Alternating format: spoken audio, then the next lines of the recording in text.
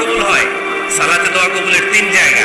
একটা হচ্ছে তাকবীরে তাহরিমার পরে আমরা সানা পড়ি না, আমরা তো একটা পড়ি, আল্লাহর হাবিব সুন্নাহ এবং নফল নামাজে আরো পড়তেন সানা, ওই দোয়া কবুল হয়। 2 নম্বর জায়গা সালাতে সিজদায় পড়ে দোয়া করলে কবুল হয়।